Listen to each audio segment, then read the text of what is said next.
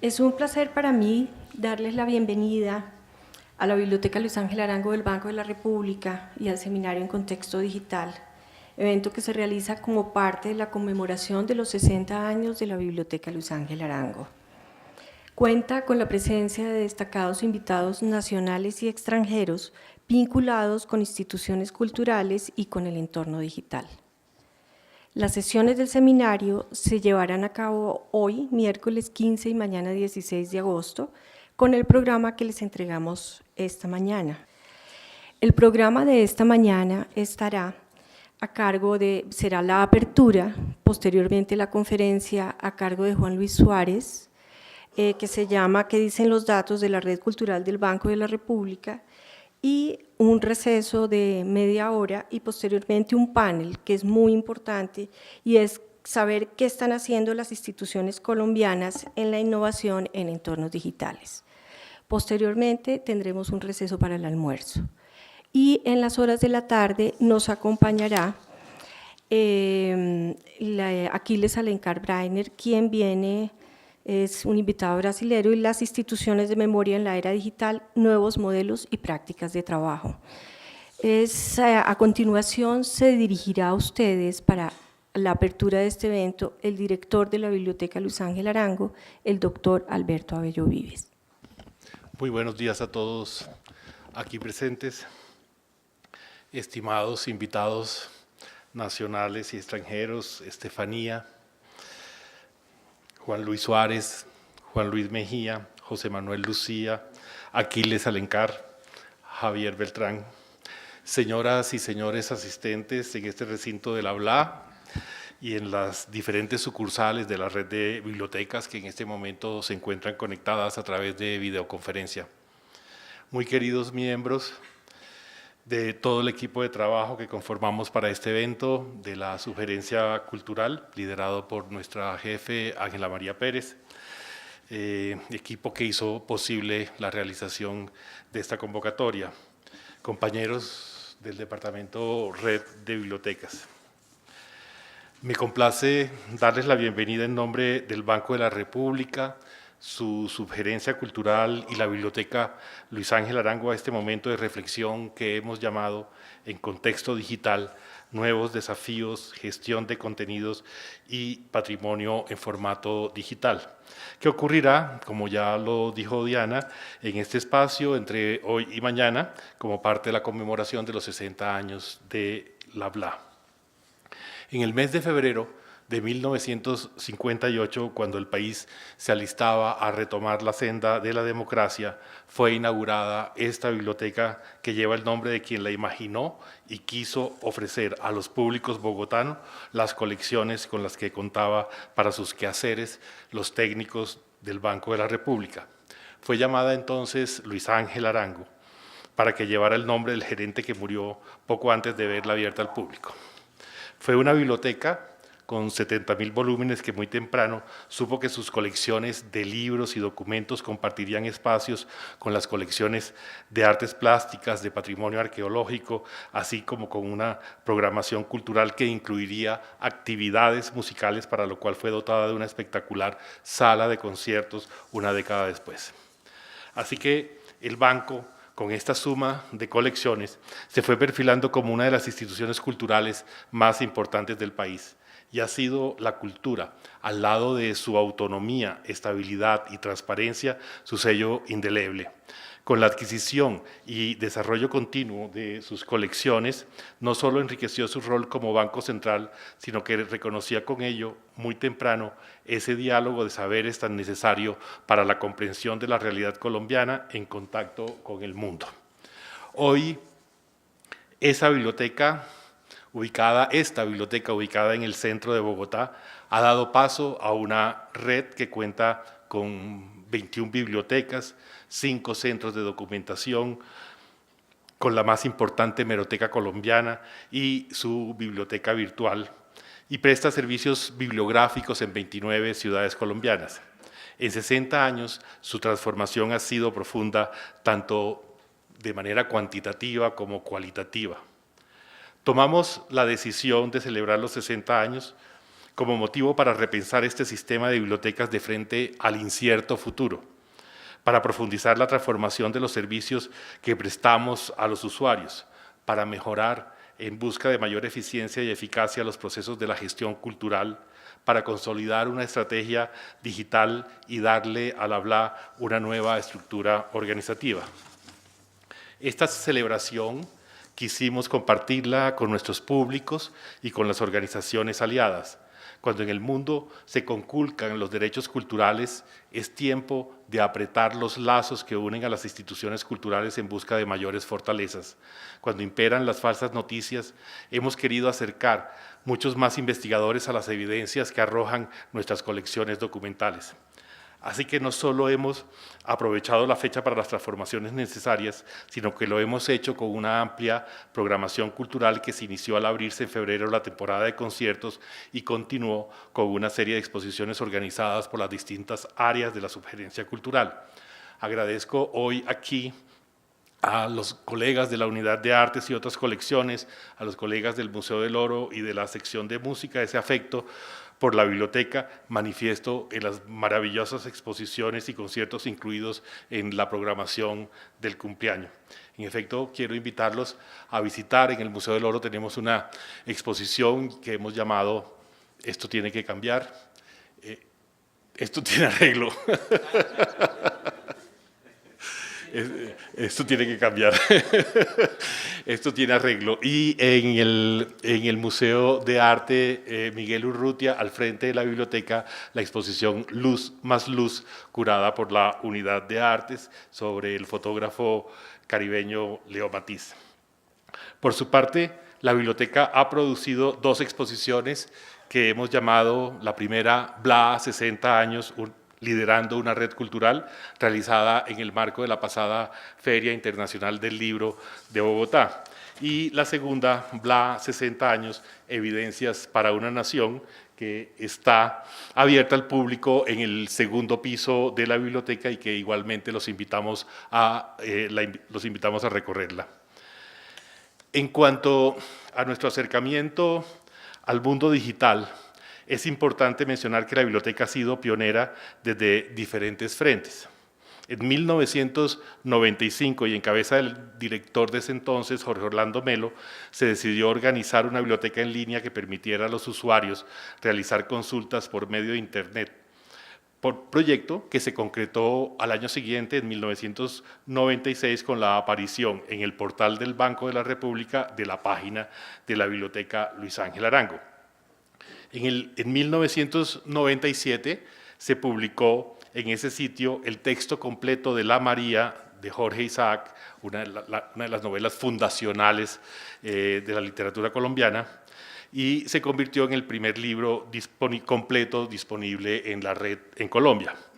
En el año 2001 se separó la página de la biblioteca del resto del portal del Banco de la República para aparecer con el dominio labla.org, recordado dominio labla.org.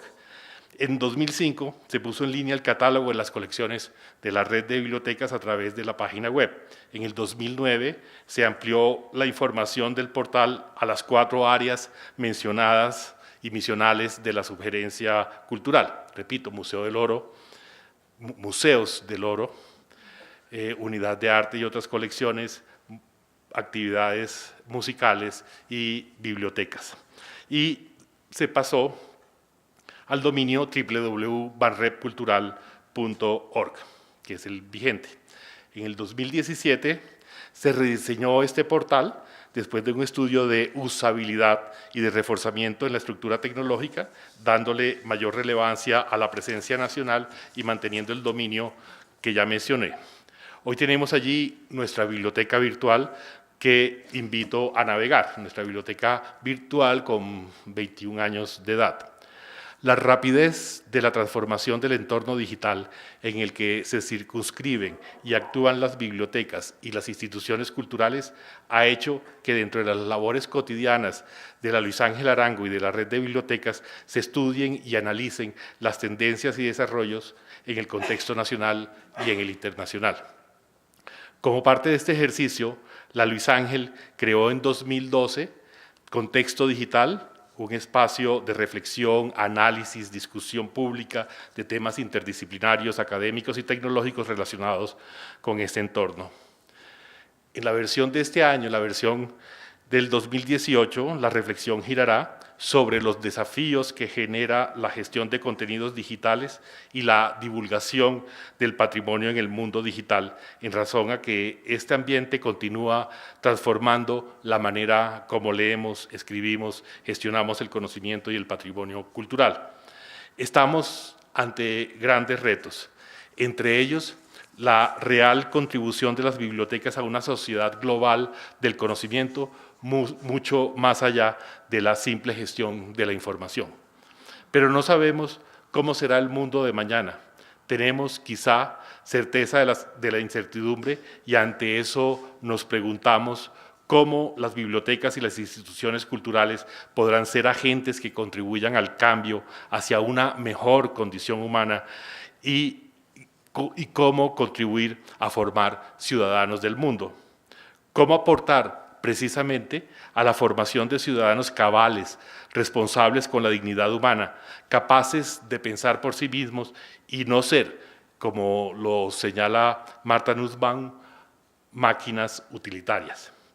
Estas y otras preguntas nos movieron a organizar este evento en el que quisimos compartir con ustedes los conocimientos y experiencias de nuestros expertos y amigos que nos acompañan. Muchas gracias por aceptar nuestra invitación. A continuación, escucharemos la conferencia ¿Qué dicen los datos de la Red Cultural del Banco de la República? A cargo del invitado español, Juan Luis Suárez.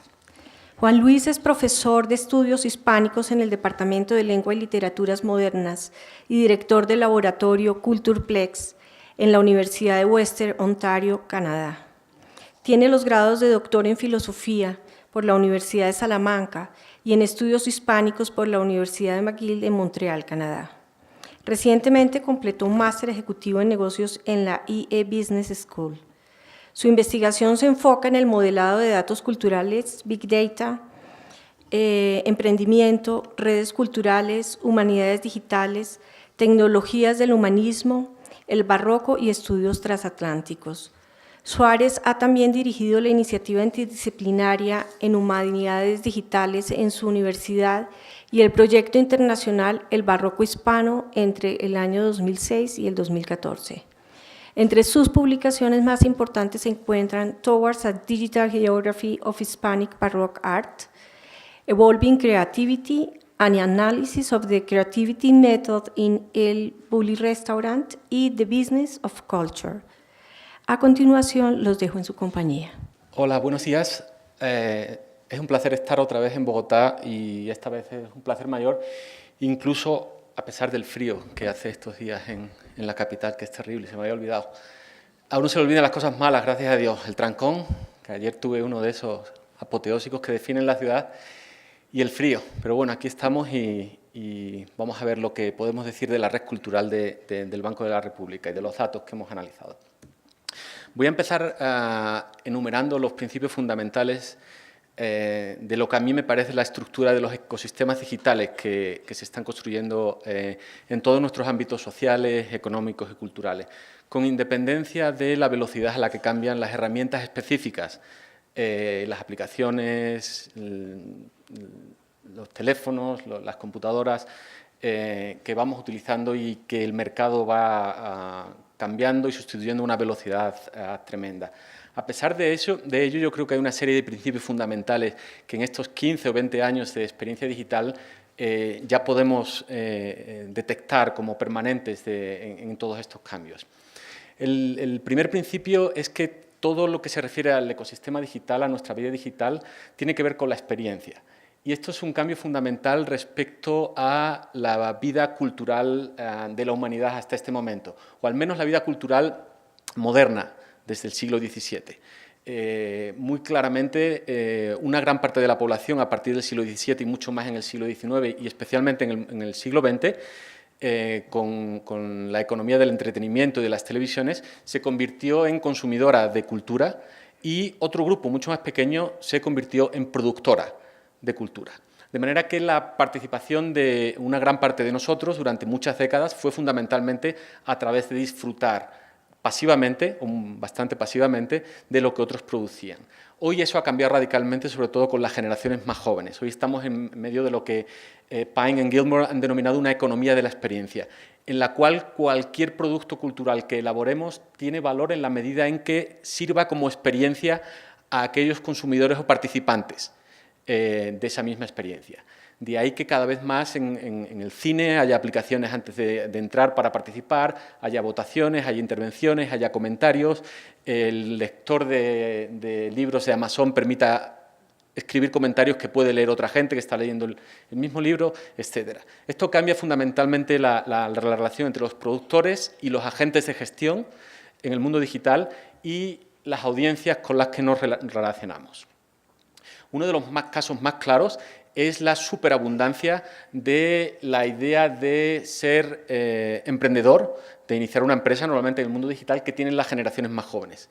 Si uno le pregunta a mucha de la gente más joven qué es lo que quiere ser de mayor, no dicen banquero, abogado, médico, profesor, cualquiera de las cosas que tradicionalmente la gente que pasaba por el sistema educativo aspiraba a conseguir profesionalmente.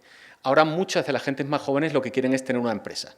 El modelo del gran emprendedor, de la startup, modelizado por Steve Jobs y Apple, ha calado de tal forma que podemos ver en un análisis como este, de casi 10 años de publicaciones en el New York Times y en el Financial Times, que el elemento de emocionalidad positiva respecto a todo lo que se publica relacionado con el mundo de las startups y del emprendimiento es desfasadamente superior al rédito económico que ese mundo de las startups produce tanto a los que están involucrados, que la mayoría de ellos acaban sin trabajo, como a la economía en general. Tiene que ver sobre todo con que los jóvenes se quieren sentir protagonistas de todos los mundos en los que están. Emprendedores, participantes, líderes de sus propias experiencias.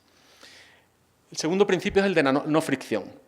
La no fricción tiene que ver con todas las barreras que resultan de la transferencia de experiencias y objetos culturales analógicos, como los de esta biblioteca, por ejemplo, al mundo digital.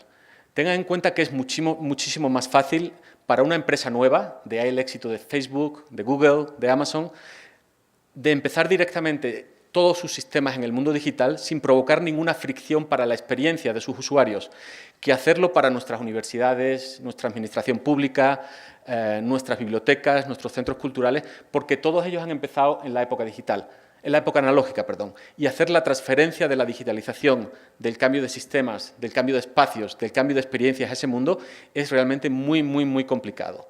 Uno de los elementos claves para medir la efectividad en la transición al mundo digital tiene que ver con la eliminación de parámetros de fricción en la organización de espacios, en la organización de experiencias, en la creación de objetos culturales que tengan una flexibilidad suficiente como para pasar de un ámbito a otro. Un ejemplo muy claro de esto, por ejemplo, es la retransmisión en vivo hoy a partir de Facebook Livestream. No importa lo destacado que sea el espacio en el que estamos y la importancia de la experiencia directa, muchísima más gente nos va a poder escuchar y asistir a nuestra conferencia, experimentarla a través de este tipo de sistemas digitales, porque automáticamente el banco ha sido capaz de eliminar las fricciones para tener ese sistema incorporado ya como parte de las experiencias que estamos ofreciendo. Fundamental. El ejemplo que siempre doy para explicar el tema de la fricción es la fila. La fila que casi ningún joven de las generaciones posteriores a 1990 pueden aguantar ni siquiera para pedir un café. Mientras que para nosotros esperar una fila en la cola es lo más normal. Para la gente joven este tipo de experiencias es absolutamente indescriptible, hasta el punto de que, como saben, al menos en Norteamérica, casi todos los Starbucks tienen un app que puedes utilizar para pedir el café desde el coche y pasar a recogerlo sin tener que hacer fila. Te lo tienen puesto en un sitio especial de la cafetería. Todo con la idea de hacer lo más fácil posible la experiencia de los consumidores, sin fricciones entre lo analógico y lo digital. Desde luego, la predicción del fundador del MIT Media Lab no se ha hecho totalmente no se ha cumplido en el 100% de que haya desaparecido la geografía, pero desde luego muchas de las formas en que experimentamos el espacio han cambiado radicalmente con la experiencia del mundo digital. La importancia de intentar suprimir esas barreras entre lo físico y lo digital sigue siendo una de las claves fundamentales de casi todo lo que está ocurriendo en términos de innovación de teléfonos, de algunos de los dispositivos que ahora veremos, de análisis de datos, de inteligencia artificial y de algunos de los problemas relacionados con todas estas nuevas formas de interactuar. El tercer elemento es la privacidad. La privacidad, como la hemos conocido en el mundo occidental desde el siglo XVIII, simplemente ha desaparecido. Y ha desaparecido como principio rector del sistema político de convivencia en el que se asientan las democracias. Pregúntenle a sus hijos, a sus nietos, si les importa que alguien esté accediendo a sus datos, si les importa que den la información cuando van a comprar cualquier cosa a cambio de que te den un pequeño boleto con el 5% de descuento o a cambio de simplemente nada.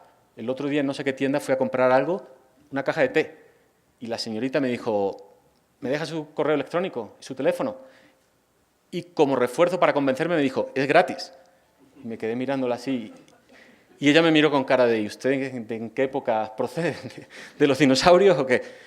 Y cuando voy con mi hija a cualquier sitio de eso, se avergüenza de que yo le diga a la persona que está en la tienda que no le doy nada. Se pone realmente violenta. Porque para ellos todo esto que supone la entrada de los dispositivos digitales y la recepción de los datos que producimos como seres humanos a través de todos estos dispositivos es lo más normal que hay.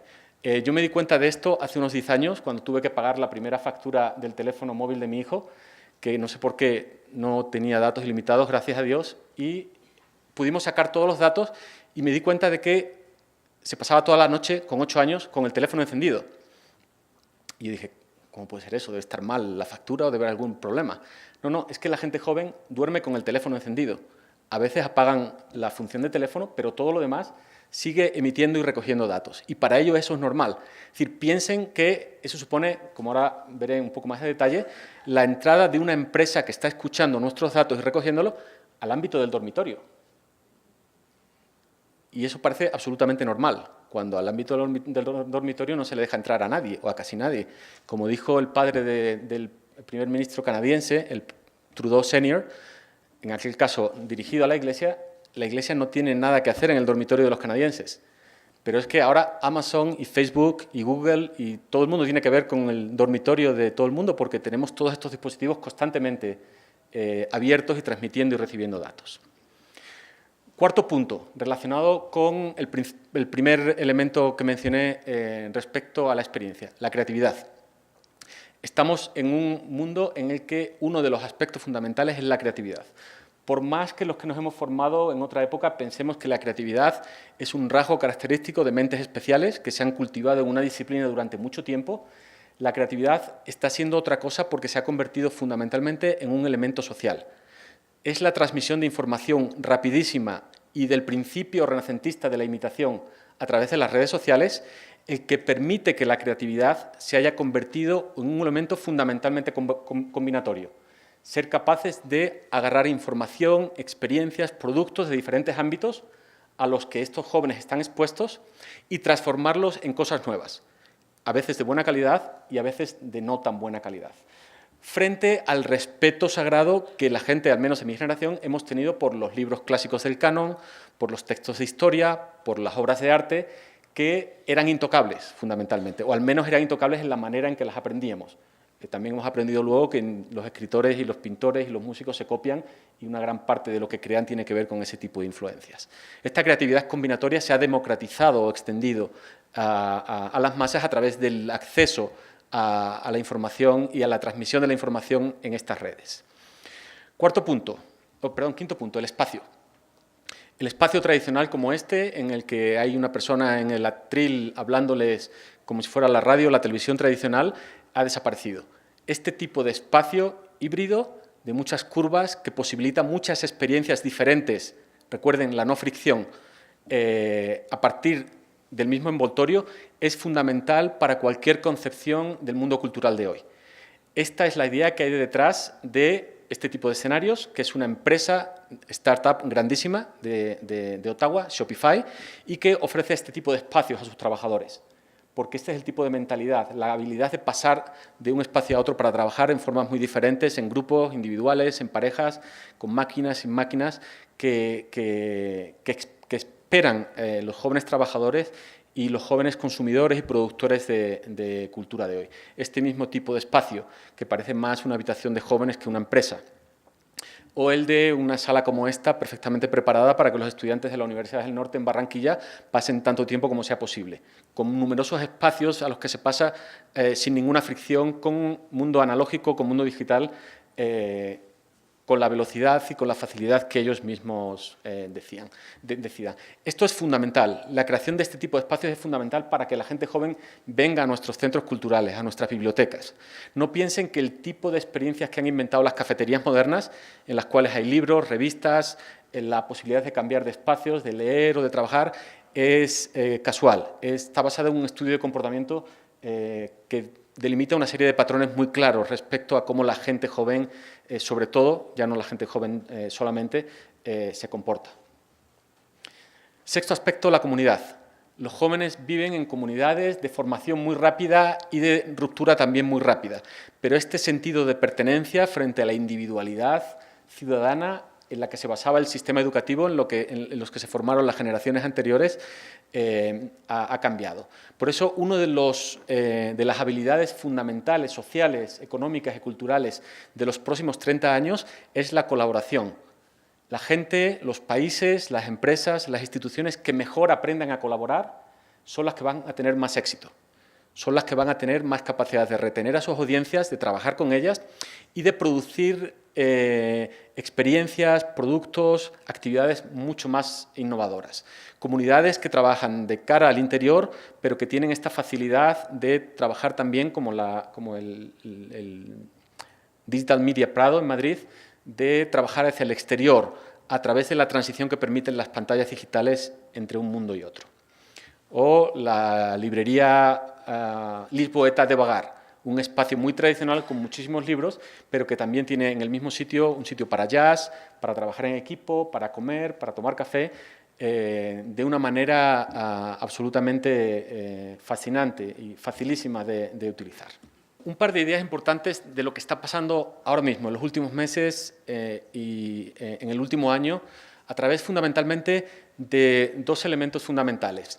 Los datos, si recuerdan, los medios de comunicación siguen siendo útiles, muy útiles en términos políticos y sociales, pero los medios de comunicación se han convertido en una especie de escucha para saber lo que está pasando en términos de grandes patrones de experiencia en el mundo entero, en los países. Y si recuerdan, hace unos años una de las palabras que más se utilizaban era el Big Data, los grandes datos. Se hablaba, se repetía, se intentaba explicar, se intentaba confundir, pero aparecía muchísimas veces. Hoy se habla mucho menos de eso. Hoy una de las palabras claves en los últimos años, en los últimos meses, sobre todo, es la de inteligencia artificial y una de las técnicas especiales de inteligencia artificial que en inglés se denomina machine learning, el aprendizaje de máquinas. Sigan esa palabra y ese término porque eso es lo que está cambiando más la realidad humana en el día de hoy, en todos los aspectos, en las experiencias personales, de la vida, del comercio, de cómo compramos, de la educación, de las empresas, de los gobiernos, como estamos viendo en muchísimos ejemplos de democracias asaltadas, en todos los aspectos de la vida humana, porque las máquinas están aprendiendo de los datos que producimos los humanos. Y la cuestión es de dónde salen esos datos que producimos los humanos. Salen sobre todo de dos tipos de aparatos tecnológicos. Unos, aquellos que yo definiría como los que están pegados al cuerpo. Piensen sobre todo en los teléfonos que emiten datos, sean para ir a correr, sean para recoger datos de la salud, las pulseras de salud y de deporte, y piensen siempre, que es una pregunta que siempre hago, ¿cuánto tiempo pasa su teléfono celular separado de la piel del cuerpo? Vean y piensen dónde lo tienen ahora. Quizás algunos de ustedes que tienen bolso lo tendrán en la bolsa. La mayor parte de la gente lo tiene pegado a su cuerpo, a la piel, recogiendo y transmitiendo datos. Eso supone un cambio cultural radical que hace muy fácil la introducción por parte del mercado de todas estas tecnologías que se visten, que ya van en muchos tipos de ropa, que van en las muñecas, que van en los teléfonos, que van en toda una serie de dispositivos que están eliminando y borrando la barrera de la piel entre el interior del cuerpo humano y el exterior, y haciendo que el cuerpo humano, sobre todo el cerebro, se convierta en un elemento de difusión de datos hacia varios sitios que ahora veremos. En esto consiste lo que se llama el Internet de las cosas. El Internet de las cosas es toda esta red de productos externos de hardware que reciben información de los seres humanos y los conectan a otras redes de otras máquinas similares. Recuerden que casi todas las relaciones que hemos establecido en los últimos 10 años a través de redes sociales, Facebook, Twitter, sobre todo al principio, tenían 2 o 3 puntos de entrada.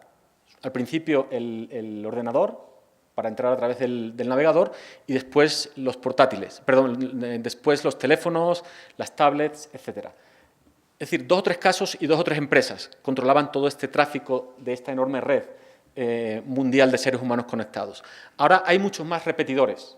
Todos estos repetidores, como los repetidores de la electricidad, son estos repetidores del Internet de las cosas, para los cuales es fundamental que el principio de no fricción sea absolutamente respetado, porque los datos tienen que pasar, como el petróleo por una tubería, de un sistema a otro, de la misma manera que pasa el gas hasta llegar a nuestras casas y poder calentarnos a través de la calefacción. Ese es todo el sistema de la infraestructura del Internet de las cosas. En el origen de todo ello siempre hay un ser humano, emitiendo datos. Eso también es fundamental.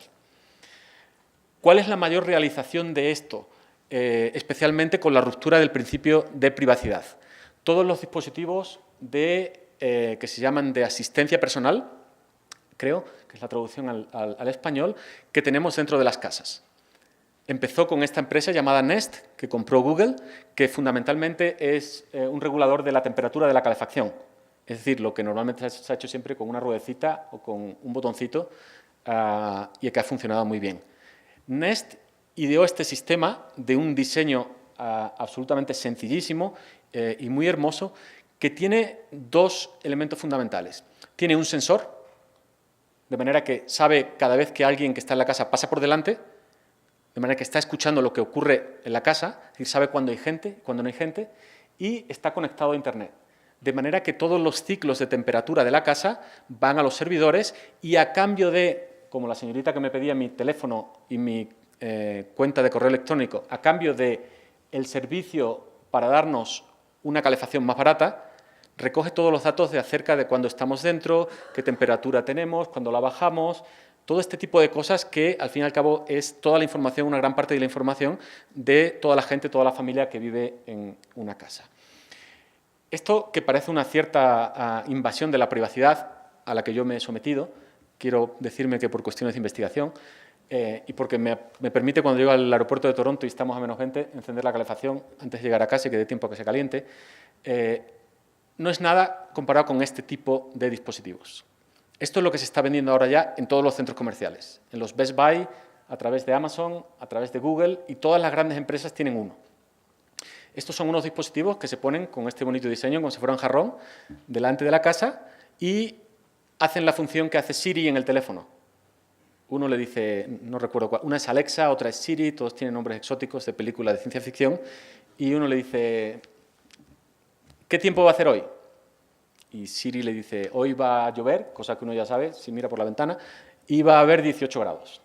¿Cuáles son las principales noticias? Y Siri se lo dice. ¿Qué ofertas tengo hoy en Amazon? Y Alexa se lo dice. Y con el Internet de las cosas, lo que esto también hace es conectar con el frigorífico para que te diga cuándo no hay huevos o cuándo no hay leche, cosa que todo el mundo sabe intuitivamente, excepto los adolescentes, con perdón para los que estén aquí, porque uno abre la puerta y se da cuenta de que no hay huevos y no hay leche y va al supermercado y lo compra. Y idealmente ese sistema está conectado con Amazon para poder hacer la compra automáticamente, y cuando fallen los huevos y falle la leche, te llega a la puerta de la casa en menos de 2 horas la compra, sin que tengas que hacer nada. ¿Cuál es el costo de todo esto? Y de este, que creo que es el de Google, no sé cuál es cuál, o este que es el de Amazon, cualquiera de ellos. Es que estos elementos literalmente escuchan lo que ocurre dentro de la casa. Ya no es simplemente el sensor de Nest que sabe cuando paso por delante o recoge las temperaturas de la casa. Es que esto se basa en que escucha lo que está ocurriendo. Escucha las conversaciones y se las queda de la misma manera que Google lee de manera automática nuestro Gmail y llegan a producirse ya problemas como los que una pareja americana describió hace un par de meses, porque Alexa, tan amigable y dispuesta a servir como estaba, escuchó una conversación entre la pareja. Y la pareja estaba hablando de algo privado, que no voy a describir aquí, pero en algún momento Alexa creyó que la señora de la pareja quería que llamara por teléfono a una amiga. Y como esta máquina está conectada al teléfono móvil, llamó, pero no sabían. Y entonces el receptor de la llamada, la receptora, empezó a escuchar la conversación que la pareja tenía.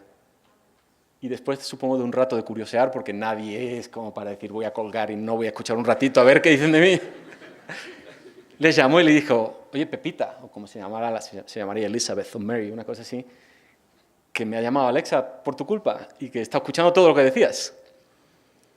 Simplemente porque el decodificador y el sistema de inteligencia artificial que procesa la voz humana había entendido otra cosa. Había entendido llama a Elizabeth, en lugar de a lo mejor I'm calling the supermarket on Tuesdays. Es decir, tenemos empresas metidas en el dormitorio, metidas en la casa, escuchando todo, recibiendo datos y constantemente conectándose a todo este Internet de las cosas para que sin que haya ninguna fricción el cuerpo humano y nuestra existencia se convierta en parte de todo este sistema de emisión y consumo de datos. El sistema más famoso que se ha puesto en marcha en los últimos meses está solamente en uso todavía en una de las sedes de Amazon en Seattle y es un supermercado en el que ya no hay cajeros. No es que no haya unos cuantos, como el supermercado de mi pueblo en Canadá, que uno hace solo el checkout y se pone a trabajar para la empresa. Es que aquí, cuando uno entra en el supermercado, está lleno de cámaras que te van siguiendo durante todo el tiempo, un sensor recoge tu información del teléfono. Todos los productos tienen códigos de barras y otra serie de sensores para que conforme los vas poniendo en el carro, vayan yendo a tu cuenta y como si fueras un ladrón, sales del supermercado y nadie te dice nada y automáticamente todo se carga de esta manera a la cuenta corriente. Esto es lo que se hace al entrar. Se sale sin ningún problema, sin fricción. Sin fricción. Piensen, y siempre pensamos esto, que esto no tiene mucha importancia porque es hacer la compra, pero ¿cuántas veces hacemos la compra a la semana, los seres humanos? Es una de las actividades más corrientes que hacemos.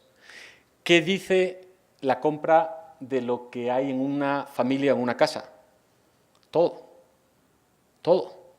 Es la salud, la medicina, qué comemos, qué no comemos, qué vamos a consumir. Esto ya se hacía antes. Recuerden la anécdota del Big Data de Walmart hace unos años, según la cual un padre va en Estados Unidos a pagar en la caja del Walmart, del gran supermercado, y la señora de la caja le dice, enhorabuena, su hija está embarazada. Y el padre se queda con la cara de, ¿cómo? Sí, su hija está embarazada. Y el padre se puso a hacer un poco de investigación y la hija adolescente estaba embarazada. ¿Y por qué sabía Walmart que la hija estaba embarazada? Porque la combinación de dos productos que había comprado la hija en las últimas 2 semanas indicaba con una probabilidad del 90% que estaba embarazada. Y estaba embarazada. O sea, imagínense lo que se puede saber acerca de la compra que hacemos, más el Gmail, más todo ese tipo de cosas. Este es un poco el cambio y el resumen de lo que está más activo en los últimos meses en el mundo digital, en el mundo de los grandes datos, en el mundo de estos espacios de la no fricción y en un tipo de escenarios que se está transmitiendo a las empresas. Es decir, esto es con los consumidores, pero en escenarios en los cuales digamos, la conflictividad social es muy baja porque los sindicatos no tienen una presencia en esos mercados, normalmente en los países del norte, de Norteamérica, no en Canadá, sobre todo en Estados Unidos, este tipo de herramientas se están implantando en el cuerpo de los trabajadores para que estén totalmente monitorizados durante todo el tiempo. Esto es lo que hace que alguna de la gente que trabaja en los almacenes de Amazon estén totalmente quemadas porque los tiempos de descanso, de charla con los amigos, son absolutamente imposibles. Amazon sabe constantemente dónde están y cuál es el tiempo que tardan en recoger un libro y ponerlo en el carro para que salga hacia no sé dónde. Este es el tipo de sociedad al que, en cierta manera, estamos yendo. Si no empezamos a ser un poco críticos, conocer lo que está pasando y empezamos a utilizar estas herramientas de otras maneras y en otros escenarios.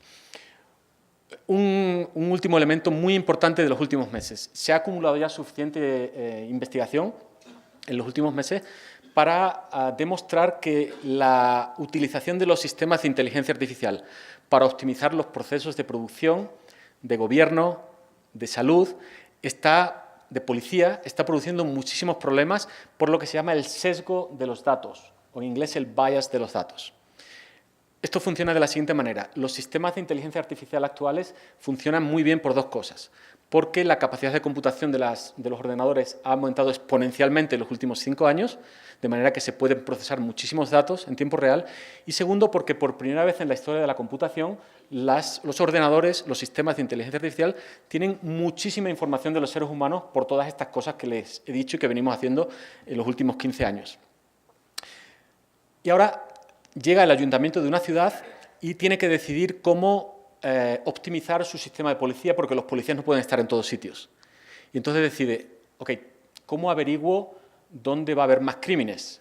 Es decir, ¿cómo hago la predicción de que va a haber un crimen en no sé dónde? Por los datos que ya tengo. Utilizo los datos que tengo y un sistema de inteligencia artificial que me predice que en la esquina de la cuarta con la 52, ahí hay el 80% de los crímenes y además ocurren siempre entre las 8 y las 9 de la noche. Y además, ¿saben qué? Los criminales suelen ser, si fuera el caso de Bogotá, de clase muy pobre, normalmente migrantes de otras ciudades, muchos ciudadanos de la calle, etc. En Estados Unidos son negros, indígenas, hispanos, y es esa predicción la que provoca que los sistemas de policía y de justicia que se están creando con esos sistemas, con este tipo de sistemas de inteligencia artificial, estén preparándose para que sean siempre los mismos los que cometen los crímenes, en este caso. O para que con los datos de la salud que tenemos, las aseguradoras digan, a usted no lo aseguro porque sé que usted con esa edad va a tener no sé cuántos problemas y me va a costar todo este dinero para el seguro. Es decir, se están creando muchísimos problemas de confrontación democrática y social para los que no estamos muy preparados porque no entendemos cómo funcionan estos sistemas y porque el gobierno no tiene todos estos datos, los tienen las empresas. Y es fundamental que seamos conscientes de todas estas cosas. El bias de los datos va a ser uno de los problemas fundamentales en los próximos años por el ataque radical que supone a una serie de principios tanto de convivencia democrática como de los sistemas políticos en los que hemos crecido. Vamos muy rápidamente a las redes culturales, después de esta introducción. Una red cultural fundamentalmente, al menos teóricamente, es una red multimodal, es decir, dos nodos como mínimo de dos tipos, dos nodos conectados, al menos por una conexión, un ser humano y un objeto cultural. Y un objeto cultural hoy es un libro, es un concierto, es una pintura, pero también es un podcast, es un tweet, es el streaming de Facebook o el de la música, de la aplicación que tengamos, etc. Eso es fundamental. Tanto en un caso como en otro estamos hablando de redes culturales. En el caso digital, la información se transmite de una manera mucho más rápida y es más fácil activar o desactivar esas redes. En el caso de las redes físicas o analógicas, las estructuras son más complicadas y dependen de otros elementos. Una red cultural básica fundamentalmente tiene elementos humanos como Pedro Calderón, en este caso, un autor que realiza una actividad y se representa normalmente en los nodos, es decir, en las conexiones, que escribe una obra, La vida es sueño. Pero este nodo, que es un ser humano, tiene otro tipo de relaciones también, es decir, tenemos muchos tipos de relaciones dentro de un sistema cultural. En este caso, una relación social familiar de ser hermano de. La vida es sueño se publica en un sitio, es aprobada por Juan Bautista de Sosa, en Madrid, etc. Piensen en este sistema creciendo de manera exponencial hasta el máximo que se pueda extender una red de esta, en la cual no solo tenemos un autor, tenemos, ¿cuántos autores hay en las bibliotecas del Banco de la República? A lo mejor 50.000. En lugar de un solo título, La vida es sueño, tenemos 3 millones de títulos. Y en lugar de Juan Bautista de Sosa, que es el que aprueba, en este caso, en el siglo XVII, las obras de Calderón, lo que tenemos es a todos nuestros usuarios que están leyendo estos libros. Esto es como modelamos la red cultural. Esta es la red cultural de la que sacamos estos datos. Los datos de quién es la persona, qué es lo que está leyendo, cuál es el título, cuál es la actividad, dónde la hace, en qué momento, todo ese tipo de cosas. Perdón. Fundamentalmente aquí los datos están en los nodos, es decir, en las personas, en los seres humanos, sean los creadores o los receptores de la información, y en este tipo de relaciones entre unos y otros. Y los datos representan fundamentalmente cuando se acumulan, cuando tenemos datos solo de una actividad, no sirven para nada. Cuando se acumulan, lo que representan son patrones de comportamiento cultural. Eso es lo que tenemos y eso es en lo que estamos interesados. ¿Qué leen? ¿Sobre qué año? ¿Por qué? ¿Cuándo? ¿Qué hora del día? Si leo este libro, ¿cuál es el próximo libro que probablemente voy a leer? Si leo estos libros, ¿tengo probabilidad de ir a un concierto que organizo o no? Todo este tipo de información que me da patrones culturales de comportamiento de la gente que está conectada a esta red. Dos características fundamentales de las redes culturales. Tienen la capacidad de afectar el comportamiento de los individuos por medio de la imitación o por medio de la enseñanza. Esto es típico en antropología del cerebro y cultural, y es el principio fundamental en el que se basan los sistemas culturales tradicionales de la familia, la sociedad o incluso de la educación. Todavía asumimos, los que creemos en el mundo literario, que los libros afectan el comportamiento y nos cambian la cultura, y por eso son tan importantes. Pero lo mismo ocurre con cualquier otro tipo de objeto cultural con el que nos relacionamos en una red, y eso es lo que hay que tener claro también. Y las relaciones en estas redes culturales siempre tienen una carga semántica, es decir, se pueden definir. Puede ser una relación de lectura, puede ser una relación de escritura, de diálogo, de dónde se ha producido algo, de cuándo. Todo este tipo de cosas que son los elementos siempre fundamentales para definir un individuo digitalmente. Es quién es en términos demográficos, pero también dónde, cuándo, con quién está conectado, con qué está conectado. Esos son casi siempre los principios básicos, los datos básicos que hay que intentar recoger de una red cultural. Al fin y al cabo, tenemos siempre este tipo de redes culturales, sea porque los objetos, como en este caso, sean tradicionales o analógicos, como cualquiera de estos objetos se produjeran o consumieran de manera digital. ¿Cómo se aplica esto a la red cultural del Banco de la República? Y en este caso, insisto desde el principio, que estamos hablando de una red cultural no en términos metafóricos. La red de bibliotecas y de centros en las sucursales es realmente una red que funciona como una red por las razones que les he explicado anteriormente. Ahora explicaremos esta imagen que está producida a partir de los datos de los préstamos realizados entre el 2012 y 2016, los préstamos externos en todo el país, en la red de bibliotecas del Banco de la República. Recuerden el caso de Calderón. En este caso, si quieren, la unidad básica es más sencilla. Estamos hablando de préstamos. Es decir, tenemos un objeto cultural que es un libro, fundamentalmente utilizado por un usuario que lo toma prestado, y tenemos la información acerca de dónde se ha tomado prestado ese libro. Ese es el esquema básico. Recuerden siempre, información del usuario está escondida, no escondida, codificada en el nodo. Sabemos el sexo, la edad, la educación, dónde vive, todo ese tipo de cosas. Tenemos toda la información tradicional bibliográfica del libro a través del sistema de bibliotecas y tenemos la información acerca de dónde están los libros, es decir, dónde están depositados, a qué centro pertenecen y en qué centro se recogen, es decir, en qué centro se prestan o en qué centro se devuelven.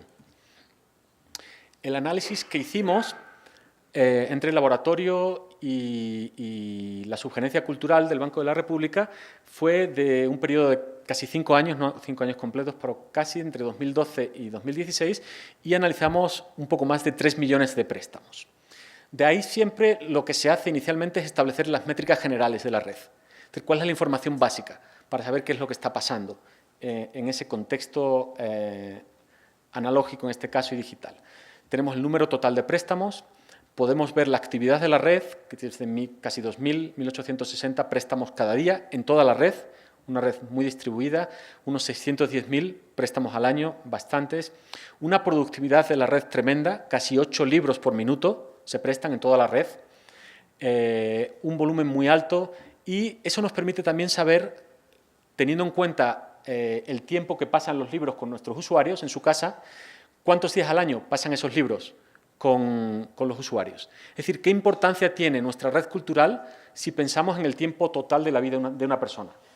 En este caso son 50 días o una duración media de préstamos de casi 13 días al año que nuestros usuarios tienen préstamos en su casa.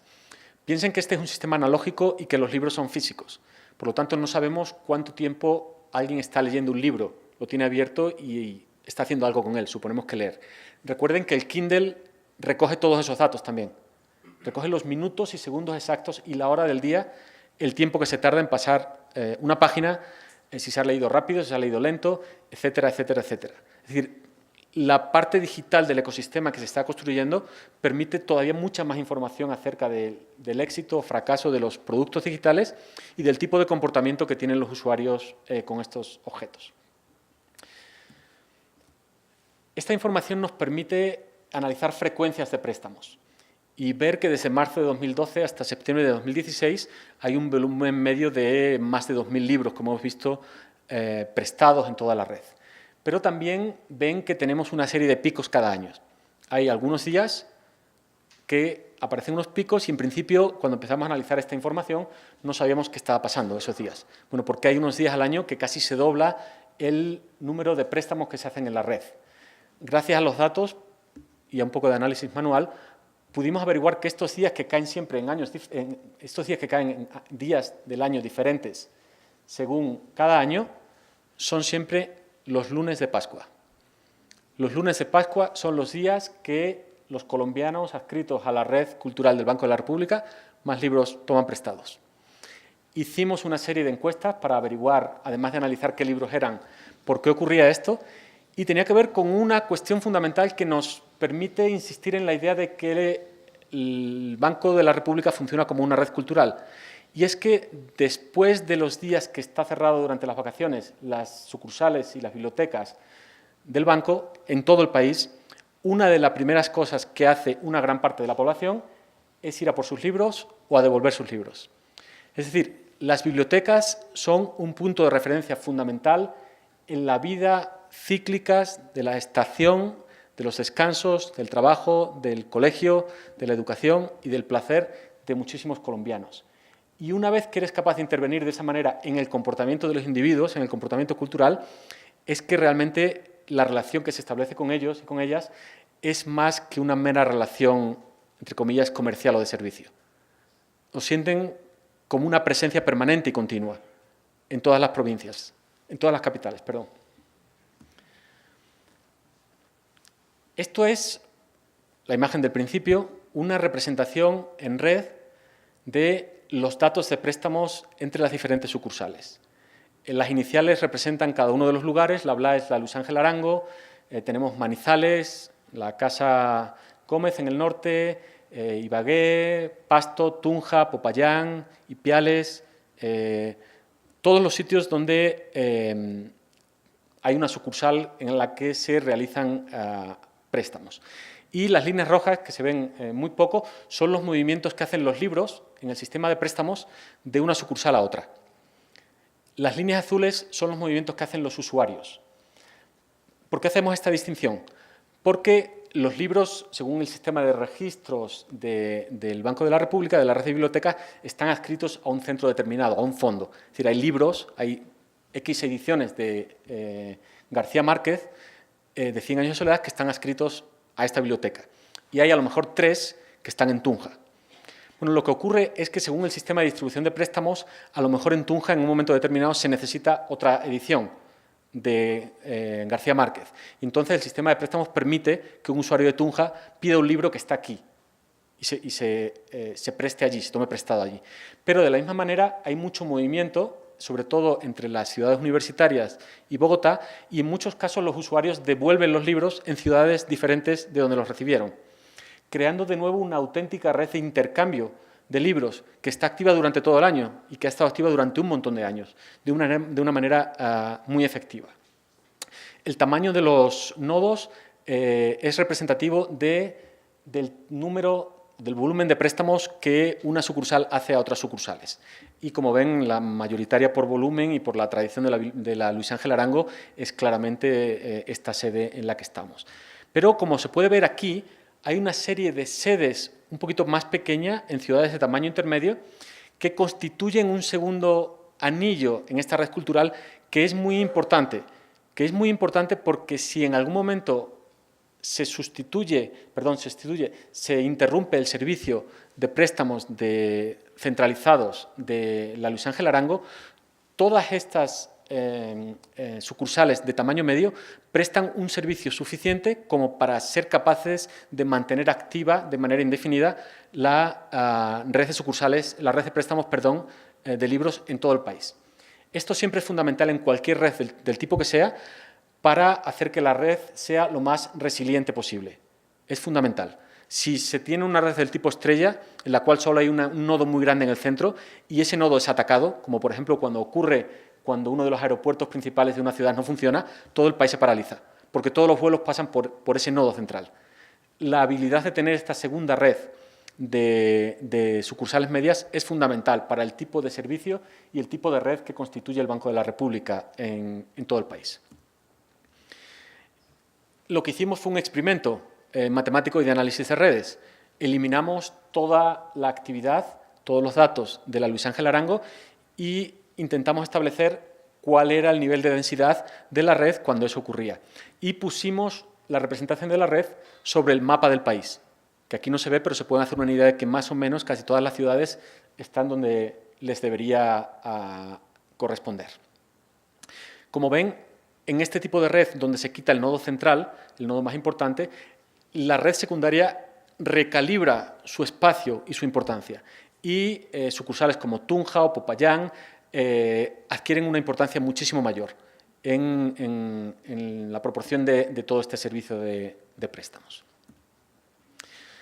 Este tipo de análisis de la red también nos permite, con muchísimo detalle, saber qué es lo que leen los colombianos, cuáles son los temas más importantes según la clasificación Dewey o cualquiera de las otras que el sistema de bibliotecas utilice, cuál es el porcentaje respecto al total de préstamos. Y esto es importante por dos razones fundamentales. Para entender a nuestros usuarios, tenemos que proporcionar servicios que sean útiles a nuestros usuarios, y esto ha cambiado radicalmente por los principios que les mencioné en el comienzo de la charla en los ecosistemas digitales, pero también por una cuestión de gestión. No podemos gastarnos dineros que no tenemos en libros que no se usan o que se usan poco, o al menos hay que calibrar esas decisiones y hay que saber por qué se toman. En algunos casos puede ser muy importante que se invierta en poesía española, por ejemplo, porque hay un público determinado que a lo mejor no es muy grande, pero al que se le proporciona este servicio y que espera este servicio de nosotros. Pero hay que saber por qué se toman esas decisiones. Y este análisis de datos permite ese tipo de discusiones y de argumentos. Estas son las clasificaciones temáticas generales, pero ¿cuáles son los títulos en concreto más utilizados, más prestados en la red de bibliotecas del Banco de la República? Para mi pesar, las obras completas y sobre todo esto de la física, que me parece absolutamente infumable. Pero el tercero es 100 años de soledad, lo cual me proporciona cierta esperanza. Y antologías de cuentos completos, es decir, muchísima gente llega a la biblioteca a estudiar, claramente, y está muy bien que se le ofrezcan a través de libros el servicio que se necesita para las ciencias, biología, química, álgebra lineal, pero también hay mucha gente que sigue llegando a las bibliotecas a leer literatura clásica de los grandes maestros. Y es muy importante que una institución pública, cultural como esta, como cualquiera de las otras que tenemos en nuestros países, siga prestando este tipo de servicios. Yo creo que es fundamental que se siga haciendo y que el público, que los ciudadanos sepan que son estas instituciones públicas las que proporcionan ese servicio. El nivel de detalle puede ir hacia el individuo o puede ir a una combinación de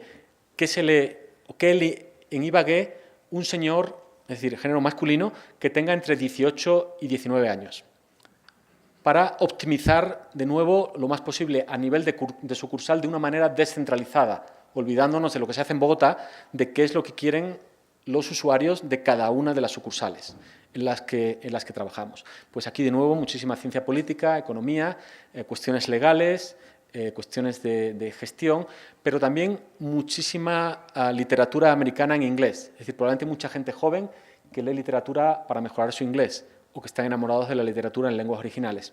Y muchísimos de los temas relacionados con la literatura ya traducida en español o directamente de literatura española, sea inglesa, sea francesa. Evidentemente esto se puede hacer y en muchos casos lo hemos hecho para cualquiera de las sucursales, para todas las combinaciones de sexo, edades, etc. Vamos a un ejemplo mucho más detallado. Esto es un mapa muy esquemático de los préstamos, del tipo de préstamos, el tipo de actividad que se hace en Bogotá según donde viven los usuarios. ¿De acuerdo? Piensen que esto no es casi nada comparado con el nivel de detalle que tiene ahora mismo Facebook respecto a lo que estamos haciendo por los teléfonos, o Google, o Apple, etcétera. Pero así todo un nivel de detalle altísimo acerca de dónde proceden nuestros usuarios en términos de su estrato social y económico, dónde viven, qué es lo que leen en cada uno de estos estratos, qué servicios les ofrecemos. Lo mismo con el número de usuarios por barrio, con los colores más oscuros en aquellos barrios que hay mayor número de usuarios. De nuevo, en términos de preparación de la gestión, de una biblioteca mucho más abierta que trabaja directamente en los barrios con las personas, esta información es clave. Pero también, y sobre esto quiero insistir, un posible problema en el futuro, el sesgo de los datos al que me he referido antes. Vean que hay muchísimos barrios para los que no tenemos datos exactos. En parte porque la recolección de datos que hicimos para esto fue un poco complicada. En parte, tengo que decir, porque las instituciones públicas a veces esconden la información, en lugar de la información en términos de datos, que debería estar mucho más disponible, y hace mucho más difícil esto. Pero piensen que esto es solo la información de Bogotá, que es donde más datos se recogen, y solo de algunos sectores. Si empezamos a planificar toda la actividad de la red cultural del Banco de la República, o piensen del Gobierno, de los sistemas de transportes, del Ministerio de Economía, solo a partir de la información que recogemos, porque es lo más fácil, en Bogotá, ¿creen ustedes que los planes y programas que preparamos para Cúcuta o para el Pacífico van a ser útiles? ¿Ustedes creen que los datos de la gente de aquí son los mismos que la gente del Chocó produciría y que nos indicaría qué es lo que la gente del Chocó necesita? No. Estos son los problemas del sesgo de los datos a los que me refería antes. Lo que hagamos con los datos es de tanta calidad como los datos que tengamos. Y la representatividad de todos los estratos sociales y de género en los datos que recojamos es fundamental para la calidad de los servicios públicos que proporcionemos en el futuro, especialmente en cuanto empecemos a utilizar sistemas de inteligencia artificial para optimizar todo este tipo de procesos. Y como digo, son sistemas que ya están en funcionamiento en muchísimas cosas, en los sistemas de autocompletado de los teléfonos que estamos utilizando, en los sistemas de recomendación de vuelos que utilizamos todos, en casi todo lo que estamos utilizando ya se están utilizando este tipo de sistemas. Que toda la ciudadanía esté representada en los datos es tan importante en el futuro como que toda la ciudadanía esté representada en el Congreso, de la manera más igualitaria y paritaria posible. Creo que no es suficiente lo que hay que insistir en este asunto en términos de democracia, en términos de ciudadanía y en términos de alfabetización digital para los que estamos relacionados con el mundo de la cultura y de la educación. Para terminar, esta información también nos ha permitido hacer dos tipos de análisis que a mí personalmente me gustan mucho. Uno es lo que llamamos ciclos. Un ciclo simplemente es una relación, una red, en la cual tenemos un autor, Hemingway, cuyo libro es editado en el mismo país donde ha nacido. Es decir, tenemos un libro de Hemingway que ha sido editado en Nueva York. Eso constituye un ciclo en la red. Lo hemos llamado ciclo, se podría llamar de otra manera. Pero una de las cosas que uno aprende en Norteamérica sobre Estados Unidos es que lo primero que hay que hacer es inventarse marcas para todo. Porque así luego dicen, ¿se acuerdan del ciclo del que les habló Juan Luis Suárez? Pues eso, nos lo inventamos. Esto nos permite ver cuál es la presencia de la cultura mundial en el catálogo del Banco de la República. Es decir, todos estos son ciclos de mayor o menor tamaño según la importancia del volumen de autores y títulos que hay, que están presentes en el sistema de préstamos que hemos analizado, de 3 millones de préstamos. Como ven, hay una gran presencia de Europa, fundamentalmente de España, por la conexión con el mundo editorial y, evidentemente, por la conexión cultural transatlántica, mucha presencia en el catálogo de Europa, pero también muchísima presencia de autores latinoamericanos publicados en Latinoamérica. En una imagen mucho más detallada del hemisferio americano, una presencia muy importante de Estados Unidos, de México y de los grandes centros de edición tradicional en el siglo XX, sobre todo de Latinoamérica, Argentina y Caracas, que durante una época fue un centro importante. Sobre todo, mucha información de Colombia. Hemos hecho otro análisis, que es lo que llamamos rutas. Una ruta es también una relación entre un nodo, que es un autor, pero en lugar de que haya sido publicado en su propio país, se ha editado en otro país. vuelvo de nuevo al ejemplo de Hemingway. Hemingway en una traducción española publicada por, digamos, Seix Barral, en Barcelona. Esa ruta cultural que de alguna manera define el sistema de publicaciones y de creación literaria mundial, acaba en Bogotá y acaba en Colombia gracias al sistema cultural, al sistema de red cultural del Banco de la República, que no solo es una red cultural al interior, es una red cultural que permite y mantiene al país y a sus ciudadanos en contacto con el mundo gracias a los libros, pero también gracias al sistema de conciertos que circula por todo el país, es decir, al sistema de música, al sistema de pintura, de exposiciones, etcétera, etcétera. Es decir, una red cultural que en realidad tiene muchas redes superpuestas. La de los libros es, digamos, la más tradicional, pero funciona de una manera muy densa, muy tupida, proporcionando muchísimos puntos de contacto con los ciudadanos colombianos a muchos niveles diferentes.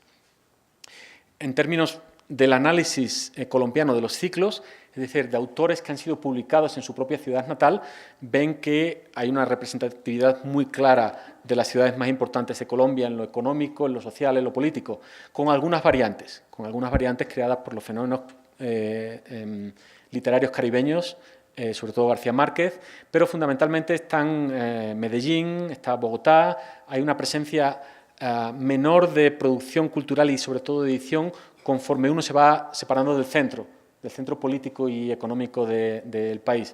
Y si quieren hacer una superposición que no hemos hecho entre este mapa de producción literaria y de producción editorial y los puntos más calientes del conflicto, durante todos estos años, verán que hay una correlación casi exacta. Vean la poca producción que hay en las zonas de los llanos, en las zonas del Amazonas, en la zona del Pacífico. La cultura es importante por alguna razón, no solo porque nos gusta leer libros, es porque es la estructura misma de los seres humanos, de las comunidades. Y cuando no hay cultura, normalmente tampoco hay otras cosas.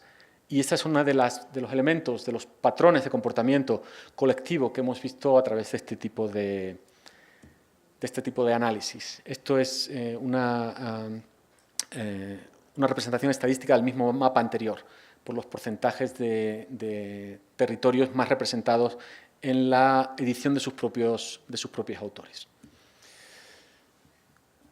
Rápidamente les hablo de esta red internacional en la cual tenemos muchísimos autores localizados, la mayoría son colombianos, los nombres de los autores que se prestan y muchos de los títulos.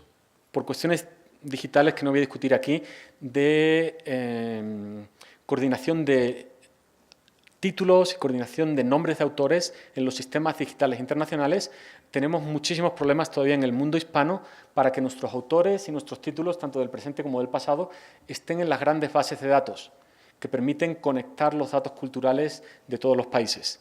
Es de nuevo otro esfuerzo que yo creo que es obligación de los ministerios de cultura de cada país y que es fundamental que se solucione cuanto antes, porque la no presencia de nuestros títulos y de nuestros nombres de los autores, tal y como nosotros los deletreamos con nuestros acentos en estas bases de datos digitales internacionales, supone simplemente la desaparición de ese patrimonio, del patrimonio digital mundial.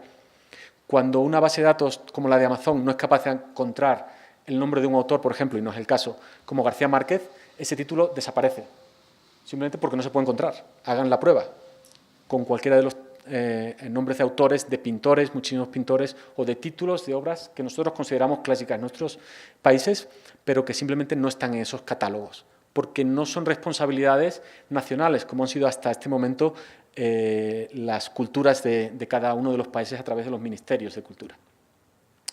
Muy rápidamente la conclusión.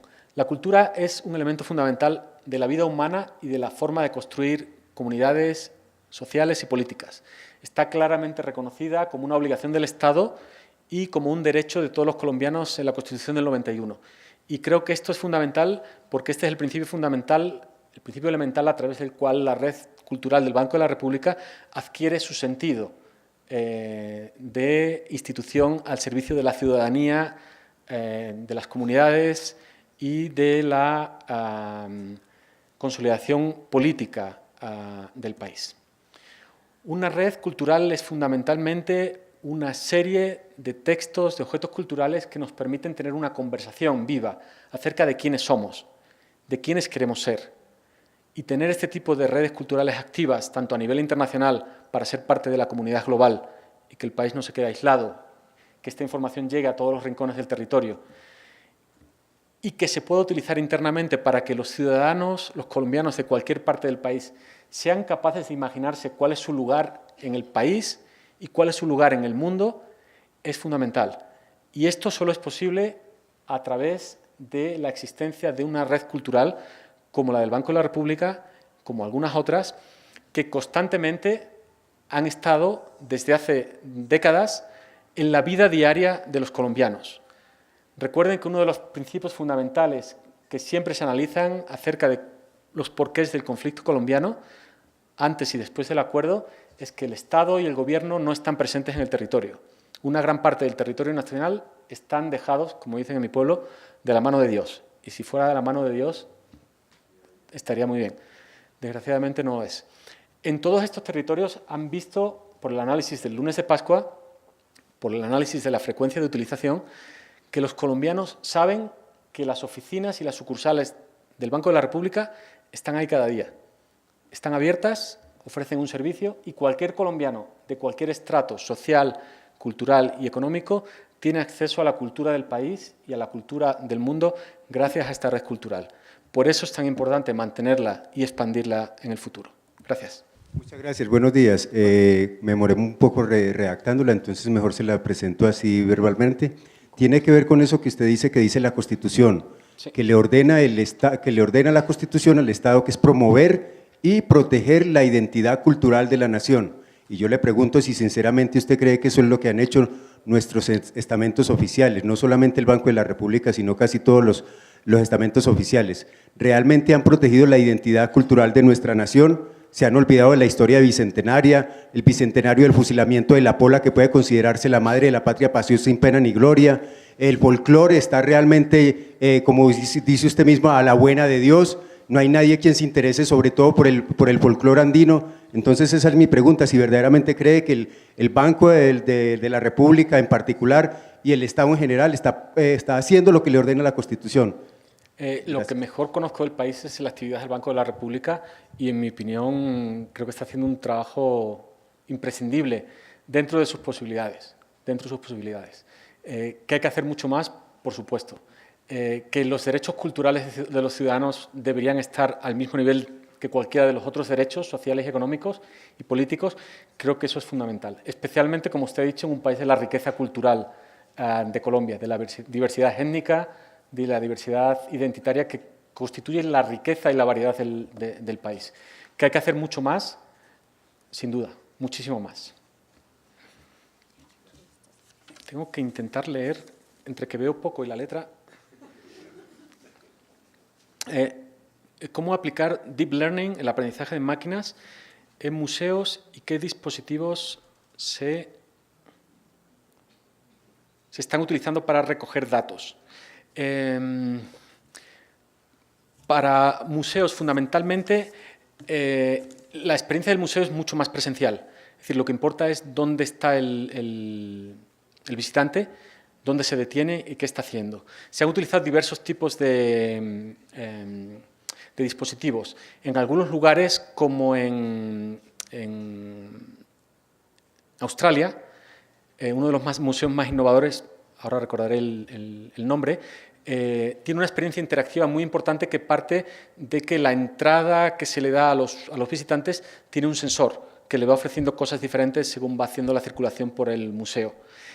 Eso es un primer nivel de interacción que es básico, pero lo fundamental es cómo se aprende de esos datos a través de numerosas visitas para a partir de ahí ir preparando anticipadamente y de alguna manera prediciendo qué es lo que los usuarios quieren hacer, qué es lo que más les atrae, cuánto tiempo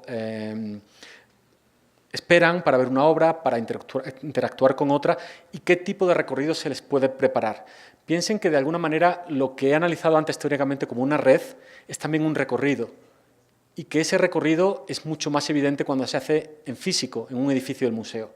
De manera que el mismo tipo de análisis se puede hacer siempre y cuando tengamos elementos de recogida de datos, bien sea a través de un teléfono con una aplicación del museo, pero también con los sensores que se ponen en los marcos de las obras para saber cuál es la presencia y el movimiento de los visitantes. Sí. Llegaron muchísimas más preguntas en este momento, entonces vamos a seleccionar algunas y las leo yo para mayor facilidad. En Colombia se está creando la hoja única de información de cada ciudadano con todos sus datos. ¿Qué ventajas y consecuencias tiene esto? Ventajas es que el gobierno puede proporcionar muchos mejores servicios a sus ciudadanos si se hace eficazmente y con la calidad suficiente. Inconvenientes es dos fundamentales: que los sistemas de seguridad del gobierno respecto a los datos no sean infalibles, ninguno lo es, y por lo tanto sean hackeados y se roben, cosa que está ocurriendo en muchísimos países. El segundo es que con la deriva populista antidemocrática que está ocurriendo en muchos lugares, y en muchos lugares no me refiero a Colombia, aunque se podría hablar de eso, sino lugares que tienen una tradición democrática que nadie cuestionaría hasta hace un año y medio. Cuanto más datos personales tengas de los individuos, más fácil puedes intervenir en muchísimos aspectos en los que el gobierno no debe intervenir.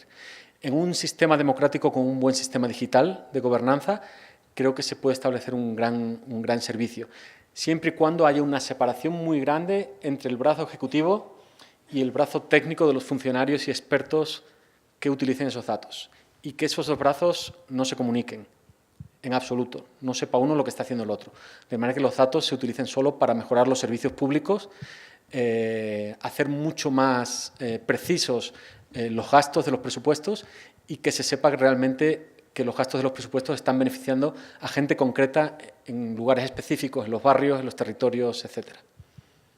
Bueno, la siguiente. ¿Cómo pueden los avances en inteligencia artificial profundizar o no la brecha digital?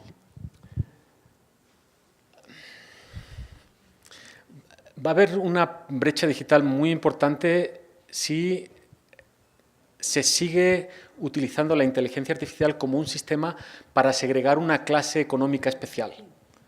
Una clase de la que se tienen muchos datos, que no le importa que se utilicen esos datos, y esos datos se utilizan normalmente para la mejora de sus servicios.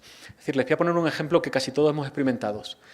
Los grupos privilegiados que pasan por un lugar especial en la fila de los aeropuertos, porque han pagado más por el tiquete, porque tienen una tarjeta de crédito, y reciben servicios especiales en instituciones que son instituciones públicas. En casi todos los países los aeropuertos son aeropuertos de los gobiernos, cuya gestión en algunos casos llevan empresas privadas. Y uno se pregunta, ¿por qué ese señor que va a pagar más por tener un asiento mejor en el avión además tiene que evitar la fila, cuando la fila la hacemos todos los ciudadanos? Piensen en este tipo de cosas para todos. Piensen en el señor o la señora o la familia que va a recibir, porque puede, su compra automáticamente, porque el frigorífico le va a decir a Amazon o a cualquiera de los otros sistemas que se acabaron los huevos y la leche y la lechuga, y en 2 horas va a tener todos esos servicios ahí. Piensen en la gente que se va a beneficiar de este tipo de datos porque estén conectados o con empresas o con servicios que les permitan utilizar los datos. El riesgo de todos estos sistemas es que se cree una segregación social mucho más fuerte, particularmente en términos de salud y de medicina. Es decir, este mismo tipo de datos digitales que se están utilizando y analizando se están aplicando al mundo de la genética, de la edición digital, de manera que hay gente que se puede permitir test digitales que pueden saber si sus hijos van a nacer con enfermedades degenerativas. Y hay técnicas para corregir eso. Si se puede hacer eso, yo creo que ese tipo de servicios deberían ser de inmediato parte del servicio de cobertura a toda la ciudadanía que ofrecen los gobiernos. Porque si no, de nuevo, es la creación de una clase superior que va a poder mejorar sus genes, mejorar su salud, mejorar su alimentación, mejorar todos los tipos de servicios relacionados con el cuerpo y con todo el entorno, pero porque se lo pueden permitir. Ese es el gran riesgo, una escisión social brutal, si no se corrige todo eso.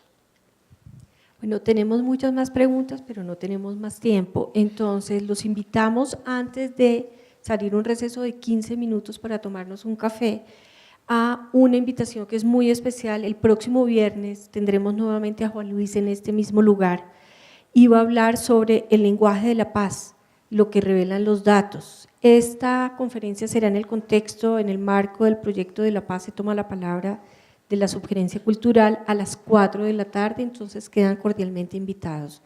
En 15 minutos reiniciamos, apenas nos tomamos el café, continuaremos con el panel que están haciendo las instituciones colombianas en la innovación en entornos digitales. Gracias.